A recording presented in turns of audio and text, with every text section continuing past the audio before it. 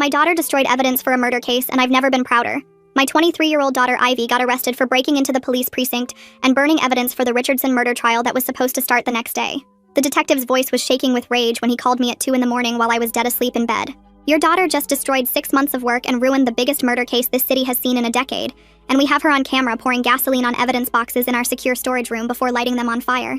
I threw on clothes and raced to the station where I found Ivy handcuffed to a metal bench with burn marks on her hands and ash in her hair, but she was sitting perfectly straight with this look on her face like she'd just won the lottery. The arresting officer was screaming at her about federal charges and 20 years in prison, while other cops stood around looking at her like they wanted to throw her through a wall. Ivy, what the hell were you thinking?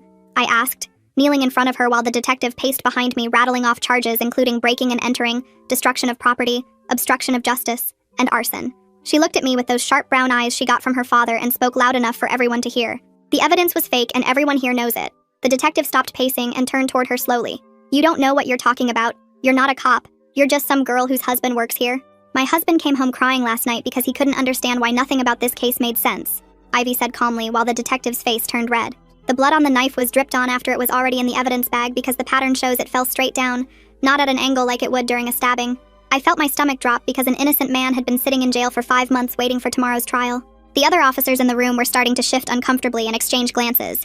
You destroyed evidence because you think you know better than trained detectives? The detective shouted, slamming his hand on the desk.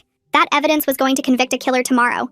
Ivy shook her head and looked directly at the captain who'd just walked in to see what the commotion was about. Captain, the fingerprint on the knife belongs to someone who can't even hold a knife properly because of nerve damage in that hand from an old injury. The captain's face went pale and he stepped closer to Ivy while the detective started sweating. How could you possibly know that? Because my husband looked up the suspect's medical records tonight when he couldn't sleep, Ivy said.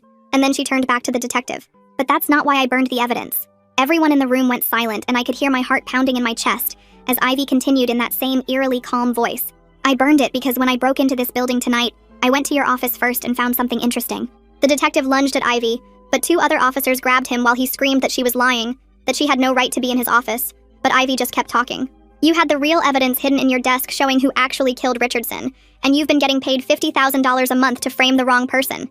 You're insane, the detective shouted, struggling against the officers holding him. You just destroyed the only evidence in a murder case. Ivy reached into her pocket with her cuffed hands and pulled out a flash drive.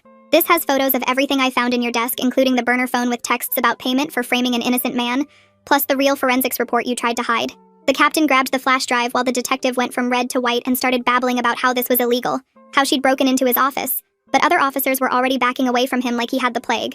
My husband checked your bank account yesterday and found deposits that matched dates when someone made large cash withdrawals, Ivy continued while the detective's world crumbled.